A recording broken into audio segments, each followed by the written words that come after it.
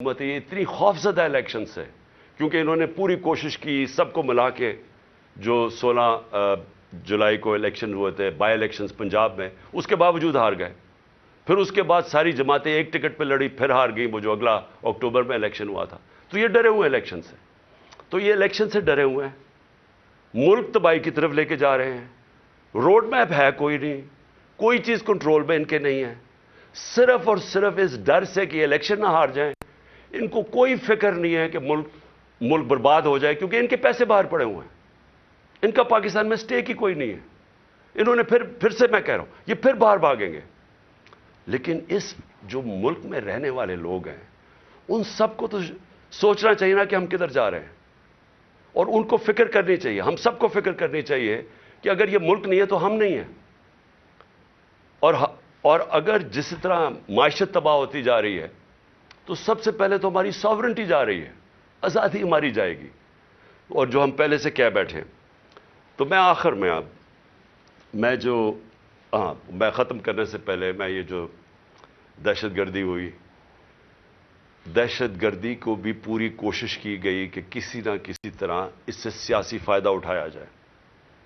मैं ये शहबाज शरीफ के सामने रखना चाहता हूँ, क्योंकि शहबाज शरीफ को कोई या तो यादाश्त ख़त्म हो गई है या प्रेशर में आके इनको चीज़ें नहीं याद।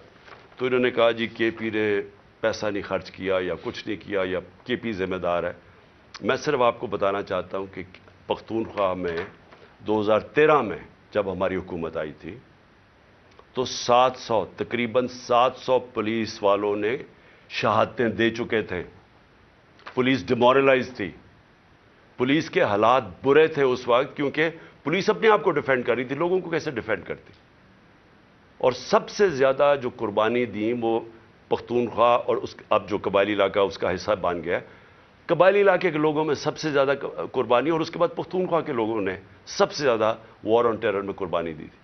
इसलिए कल वो इतनी तादाद में निकले हैं अमन मार्च में, क्योंकि उनको खौफ है कि फिर से ऑपरेशन शुरू हुआ तो फिर जिस वक्त ऑपरेशन होगा तो उसमें बेकसूर शहरी मारे जाते हैं जिस तरह पहले वो मारे गए थे। तो इसलिए उनको खौफ आ रहा है कि किसी तरह ये अमन हो वहाँ, ये फिर से ऑपरेशन ना शुरू हो जाएं। लेकिन जब शहबाज शरीफ ने कहा ना कि हमने कुछ तवज्जो नहीं दी, तो मैं ज़रा सिर्फ आपको फिगर्स बताना चाहता हूँ।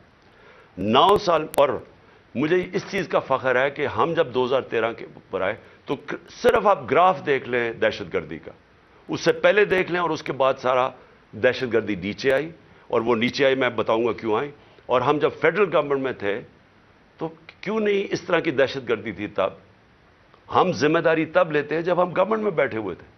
जब गवर्नमेंट से 9 महीने निकल चुके हैं, जिम्मेदारी आपकी है, नाअहली आपकी है।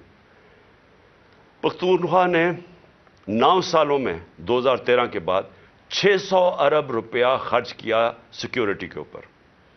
उससे पहले ट्रेनिंग का एक पुलिस का स्कूल था, 4 स्कूल बनाए हमारे होते हुए, 4 नए स्कूल बनाए गए पुलिस के हमारे दौर में 9 सालों में। उससे सबसे इंपॉर्टेंट चीज़ कि एलीट ट्रेनिंग स्कूल बनाया नौशहरा में, कि एलीट पुलिस उसकी ट्रेनिंग की जाए। स्पेशल कॉम्बैट फोर्स बनाई गई, जिसका सिर्फ मकसद था कि दहशतगर्दी के लिए उनको ट्रेन किया जाए। इसकी वजह से दहशतगर्दी नीचे आई। फिर शहबाज शरीफ ने कोई कहा कि जी फोरेंसिक डीएनए की लेबोरेटरी नहीं बनी। 2017 में खैबर मेडिकल कॉलेज में डीएनए की लेबोरेटरी बनाई गई। तो मैं ये जो झूठ बोले गए वो ख़त्म करना चाहता हूँ।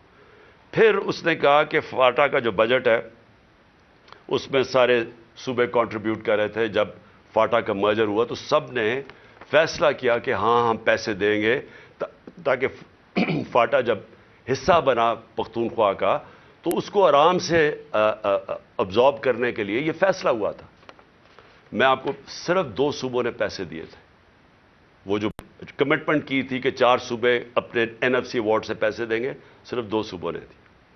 पख्तूनख्वा ने खुद दिए और दूसरा पंजाब ने दिया, बाकी 2 सूबों से पैसा नहीं आया वहाँ। और जब हमारे दौर में हमने 55 अरब रुपया हर साल हमने एलोकेट किया था फाटा के लिए, ताकि वहाँ डेवलपमेंट हो और वो मर्ज कर जाए आराम से। जब से पीडीएम आई है 55 अरब से सिर्फ 5 अरब रुपया दिया गया है पख्तूनख्वा की हुकूमत में। تو میں یہ صرف کریکٹ کرنا چاہتا تھا کہ یہ ذرا جھوٹ بولے گئے تھے. آخر میں جی دیکھیں، میں یہ آخر میں بات کرنا چاہتا ہوں کہ پلان تو ان کا بہت واضح ہے. یہ جو کرپٹ امپورٹڈ حکومت ہمارے پہ مسلط کی گئی ہے اور ان کے پیچھے جو ہینڈلرز ہیں ان کے، پلان تو یہ ہے کہ کمزور کر کے تحریک انصاف کو ڈرا دھمکا کے لوگوں کو کیسز کروا کے، اور پھر بالکل جب یہ کمزور ہو جائے، اور پھر الیکشن کمیشن ان کے ساتھ ملی ہوئی ہے، وہ ہر قسم کی مدد کر رہی ہے ان کی الیکشن کی، اور پھر کیئر ٹیکر گورنمنٹس ایسی لے آئیں. میں پھر سے ریپیٹ کرتا ہوں کہ اس ملک کی تاریخ میں کیئر ٹیکر گورنمنٹ کا ایسا مذاق نہیں اڑا جو یہ اب اڑا ہے. یہ ایسی کیئر ٹیکر گورنمنٹس بنائی ہیں کہ ہمارے جو سب سے ہمارے خلاف پولیس والے تھے اور بیوروکریٹس تھے، ان کو ہمارے اوپر مسلط کیا گیا. وہ لوگ جو سارے ہمارے اینٹی تھے، یعنی اتنی بھی شرم نہیں آئی کہ 2-3 ہی کوئی ہوتے جو کہ نیوٹرل ہوتے. میں پرو بھی نہیں کہہ رہا، نیوٹرل ہوتے. سارے اینٹی لوگوں کو بٹھا کے 2 گورنمنٹس میں لے آئے. الیکشن کمیشن بھی ان کی، کیئر ٹیکر گورنمنٹس بھی ان کی، پیچھے سے جو مدد بھی ان کی آ رہی ہے، اور اس کے بعد کیسز کروا کے اور جیلوں میں ڈال ڈول کے تو پھر یہ الیکشن کا پلان بنا ہوا ہے.